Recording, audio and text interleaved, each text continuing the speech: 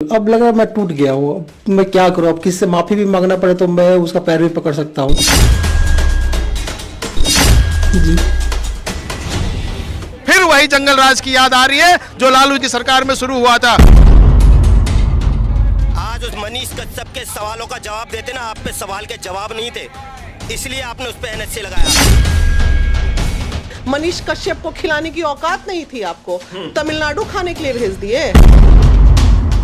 आप ये गरीब पत्रकारों को आप प्रताड़ित कर रहे हैं। अन्य लोग इसलिए नहीं हो सकती उनके खिलाफ कि वो बड़े पत्रकार हैं। तो जो काम आप छोटे पत्रकार के साथ कर रहे हैं वही आप सबके साथ करिए। आपका इंसाफ तो ये है कि सबके ऊपर एनएसए लगाइए।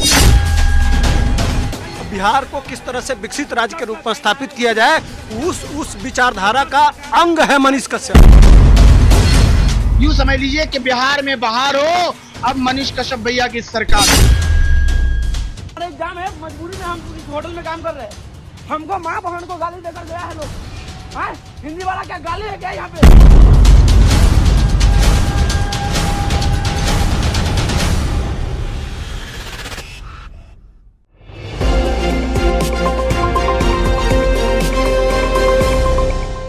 मनीष कश्यप के जेल से बाहर नहीं आने पर फैंस काफी नाराज हैं। ट्विटर पर आया एक ऐसा वीडियो जिसने मचा दी है सनसनी। बताएंगे आपको हम विस्तार से। मनीष कश्यप के छोटे भाई के आंसू नहीं रुक रहे हैं। उन्होंने बताया कि भाई को जेल से बाहर लाने के लिए क्या कुछ ऐसा वो करने जा रहे हैं जिससे फैंस हो जाएंगे हैरान, और फैंस हैरान भी हैं। मिलवाऊंगी आपको मनीष के मुस्लिम फैंस से। ट्विटर पर क्यों छाया मनीष, काजल हिंदुस्तानी और नुपुर शर्मा का मुद्दा, यूजर ने क्यों उठाया जुबैर का मुद्दा, बताएंगे आपको विस्तार से। करिए थोड़ा सा इंतजार। नमस्कार, आप देख रहे हैं इंडी टाइम्स और मैं हूं आपके साथ अमृता चौहान। इस शो को शुरू करने से पहले आप सबसे एक गुजारिश है, अगर आप चैनल को पहली बार देख रहे हैं तो कृपया इसे लाइक और सब्सक्राइब जरूर करें। साथ ही बेल आइकन का बटन जरूर दबाएं ताकि आप सभी को नए वीडियोस और नए प्रोग्राम के नोटिफिकेशंस मिल जाएं। एक खास बात है, इंडी टाइम्स को इतना सारा प्यार देने के लिए बेहद शुक्रिया, क्योंकि आप सभी तो हैं जो हमारे हौसले को उड़ान देते हैं। तभी तो हम हर रोज कुछ नया और अच्छा दिखाने की कोशिश में लगे रहते हैं। तो चलिए शुरू करते हैं आज का ये सफर। मनीष कश्यप के छोटे भाई की रोती हुई तस्वीर आपको रुला देगी। बड़ा भाई जेल में है, छोटा भाई अब टूट रहा है। रोते रोते छोटे भाई ने कहा उसका हौसला अब कमजोर होता जा रहा है। उसने आगे कहा कि मुझे जिसके भी पैरों में गिरना पड़े मैं तैयार हूँ। मुझे माँ की हालत देखी नहीं जाती, भाई के बिना रहा नहीं जाता। बहुत ज्यादा लाचार महसूस कर रहा हूँ क्योंकि भैया की तरह मैं हिम्मत और बड़े हौसले वाला नहीं हूँ। पिता की भी हालत कुछ ठीक नहीं है। क्या कुछ कहा इस बेबस लाचार भाई ने, आप भी देखिए। अब लगा मैं टूट गया हूँ। अब मैं क्या करूँ? अब किससे माफी भी मांगना पड़े तो मैं उसका पैर भी पकड़ सकता हूँ। इस तरह मैं टूट गया हूँ। रात को मैं सो नहीं पाता हूँ, 2 बजे 3 बजे तक मैं सोता हूँ। मैं क्या करूँ? क्या कहाँ जाऊँ? किसके पास जाऊँ? किसको कॉल करूँ? कौन हेल्प करेगा? क्या कौन नहीं हेल्प करेगा? बिल्कुल मैं टूट गया हूँ। कुछ भी करने को तैयार हूँ मैं। जैसे बोलेगा लोग, कोई भी कुछ भी बोलेगा लोग, फांसी भी चढ़ जाए तो फांसी भी चढ़ने को तैयार हूँ मैं। लेकिन मेरे भाई को प्लीज, मेरे भाई को दे दो तुम, प्लीज, रिक्वेस्ट है। अब मेरे परिवार में है भी कौन, आपको भी पता है। आप रो रहे हैं? नहीं, थोड़ा सा भाव, कोई भावुक हो जाता है थोड़ा सा। मतलब भाई के लिए रोना आ गया। अब आपका भी भाई मेरे इस जगह पर रहता तो आपको भी रोना आता। जी, कोई बात नहीं यार। ट्विटर पर इन दिनों मनीष कश्यप का मुद्दा छाया हुआ है। मनीष ने बिहारी मजदूरों से तमिलनाडु में कथित मारपीट का वीडियो शेयर करते हुए इस मुद्दे को जोर शोर से उठाया था, जिसके बाद मामला काफी गर्मा गया और मनीष की मुश्किलें बढ़ गईं। आलम यह है कि मनीष तमिलनाडु जेल में बंद हैं और उन पर एनएसए भी लगा दिया गया है। अब हर रोज ट्विटर पर मनीष का मुद्दा छाया रहता है। कभी मनीष को जेल से बाहर निकालने की मुहिम, कभी एनएसए का विरोध और बिहारी मजदूरों से मारपीट का वीडियो भी आए दिन वायरल होता रहता है। सत्य बोलल गुनाह तो ना हो, झूठ बोलल गुनाह हो, और सत्य बोलला के सजा मिले लगी तो कैसे धर्म कर चली, कैसे देश चली, कैसे बिहार चली? ये चीज़ बढ़िया नहीं है। बड़ी उक्रोश बा मनीष कश्यप के जो भी प्रेमी बा, फैन बा, मैं बड़ा आक्रोश बा ये बात के ना होवे के चाहिए। खैर हम तो आरजेडी प्रशंसक हैं, बीच बीच में गीत गावत रहिले या जब जरूरत पड़ेला तो आरजेडी के पक्ष में। हम आदरणीय डिप्टी सीएम तेजस्वी से रिक्वेस्ट करें कि तनी पर ध्यान दी, बिहार सरकार से भी रिक्वेस्ट करें, प्रार्थना करें कि पर ध्यान देहल जरूरी बा, ऐसा ना होके चाहिए। मैं ये कहना चाहता हूँ बिहार सरकार से और तमिलनाडु सरकार से कि आखिर जो आपके फेवर में न्यूज़ आए तो उसे तो आप प्रोत्साहित करेंगे, और जो सच्चाई को दिखा करके आपको कटघरा में खड़ा कर दे उसके ऊपर आप NSA लगाएंगे। मैं समझता हूँ ये लोकतंत्र के चौथे स्तंभ के ऊपर हमला है और इसके लिए ये निंदनीय है, और फौरी तौर से मनीष कश्यप को बिहार सरकार को उनसे NSA वापस लेना चाहिए और उन्हें रिहा करना चाहिए। और मैं ये समझता हूँ कि अगर इस तरह से आप पत्रकारों को उनके ऊपर NSA लगाएंगे, उन्हें जेल में डालेंगे, इसका मतलब ये कि आप पत्रकारिता का गला घोटना चाहते हैं ताकि वो आपके खिलाफ कोई जो सच्चाई है वो पब्लिक के सामने न ला सके। कल से ट्विटर पर एक वीडियो वायरल हो रहा है जिसमें एक युवक वीडियो के जरिए बता रहा है कि उसे हिंदी बोलने की सजा मिल रही है, उसे कैसे यातना दी जा रही है। हालांकि इंडी टाइम्स इस वीडियो की सत्यता की पुष्टि नहीं करता है, लेकिन आप खुद देखिए और सुनिए क्या कहा इस युवक ने। गाली देते हैं, हिंदी वालों के साथ खेलते हैं और हम हिंदी वाले सबको खाना खिलाते हैं और ये लोग मारेगा हम लोगों को। हम गवर्नमेंट से एक ही प्रार्थना करते हैं कि हम लोग को इंसाफ मिलना चाहिए। हम लोग हिंदी वाले हैं, कहीं पे काम करते हैं, आकर गाली देता है, माँ बहन को गाली देता है, समझे। आया था लोग, सबको खाना खिलाए हैं, ठीक है ना सर। हमारा एग्जाम है, मजबूरी में हम इस होटल में काम कर रहे हैं। हमको माँ बहन को गाली देकर गया है लोग। हिंदी वाला क्या गाली है क्या यहाँ पे? हिंदी वाला को गाली देगा? बताइए, हम सबको कितना अच्छा से आदर सम्मान से खिलाते हैं। हिंदी वाला गाली देगा? बाप बिहारी गाली है? अगर बिहारी गाली है तो आओ, जिस देश के माँ ने दूध पिलाया है, पूरा कर्नाटक को खुला चैलेंज देते हैं कि जो हमको मारना चाहता है आओ मारो, आओ बिहारी को मारो। हिंदुस्तान में क्या लिखा? हिंदुस्तान का है तो आओ मारो, जो मारेगा आओ। किस देश का माँ ने दूध पिलाया?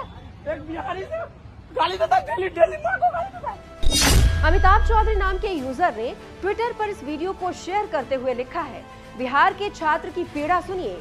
बेंगलोर में रहता है और अपने खर्चे के लिए दुकान में नौकरी भी करता है।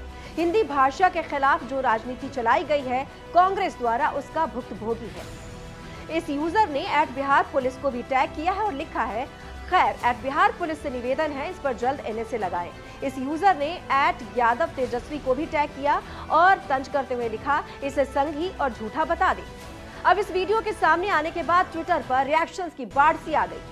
वी द पीपल नाम के पेज से इस वीडियो को शेयर किया गया और लिखा गया, ये दिल दहला देने वाला वीडियो खतरनाक है। यहाँ रहने वाला बिहारी छात्र जो पढ़ाई के साथ साथ नौकरी भी करता है, इसके साथ घृणास्पद व्यवहार किया जा रहा है। इसका दोष बस इतना है कि यह हिंदी बोलता है। आगे PM शुक्ला नाम के यूजर लिखते हैं, ये वीडियो सुशासन बाबू और तेजस्वी यादव को देखना चाहिए क्योंकि ये दोनों नेताओं ने कहा कि ऐसा कुछ हुआ ही नहीं है। सुशासन बाबू और तेजस्वी, अब तो शर्म करो, पर मुझे पता है शर्म तो तुम लोगों को आनी नहीं है। ये तमाम बातें यूजर द्वारा लिखी गई हैं। आगे विनोद कुमार लिखते हैं, ये भाई सही बोल रहा है, मैंने भी बेंगलुरु में काम किया है। हिंदी भाषियों के साथ ये लोग पक्का छेड़छाड़ करते हैं और उकसाते हैं। अगर कोई थोड़ा हिम्मत दिखाए तो उसे 4-5 लोग मिलकर बहुत ज्यादा मारपीट देते हैं। इसके बाद तो हिंदू और सनातन का मुद्दा भी छा गया और सवाल उठाया जाने लगा कि मनीष कश्यप, काजल हिंदुस्तानी और नुपुर शर्मा पर कार्रवाई इसलिए की गई क्योंकि वह हिंदूवादी थे। मनीष कश्यप भी हिंदुत्व पर जोर देते थे। बजरंग दल उत्तर प्रदेश नाम के अकाउंट से लिखा गया कि नुपुर शर्मा, काजल हिंदुस्तानी या मनीष कश्यप, इन लोगों में एक समानता है कि ये सभी राष्ट्र और सनातन समाज के उत्थान की बात करते हैं। कितने काजल जी और मनीष कश्यप को जेल में बंद करोगे, हजारों तैयार खड़े हैं, ये यूजर के द्वारा लिखा गया। इसी अकाउंट से फिर लिखा गया, इस देश में कानून सिर्फ सनातन के समर्थकों के लिए है, अन्यथा एक फेक न्यूज फैलाता है जिसमें कई हिंदू तबाह होते हैं, उस पर कोई कार्रवाई नहीं होती। चलो मनीष कश्यप से गलती हुई, पर इतनी बड़ी गलती तो नहीं थी कि देशद्रोहियों जैसा एक्ट लगाया जाए। यहाँ पर फैक्ट चेकर मोहम्मद जुबैर की तस्वीर लगाई गई है मनीष कश्यप के साथ और सवाल उठाया गया कि मनीष को राहत नहीं दी गई लेकिन जुबैर को राहत मिल गई। दरअसल जुबैर के खिलाफ कथित तौर पर धार्मिक भावनाओं को आहत करने, एक न्यूज एंकर पर व्यंग्यात्मक टिप्पणी करने, हिंदू देवताओं का अपमान करने और भड़काऊ पोस्ट करने के आरोप में गिरफ्तार किया गया था। फिर भी उसे जमानत दी गई थी। अब काजल हिंदुस्तानी और नुपुर शर्मा पर हुई कार्रवाई पर भी सवाल उठाया गया है। काजल हिंदुस्तानी पर 30 मार्च को रामनवमी के अवसर पर भड़काऊ भाषण देने का आरोप है।